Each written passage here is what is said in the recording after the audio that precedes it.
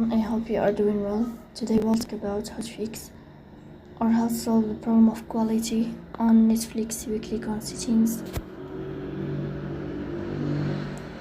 Here we go to apps, default apps, app settings.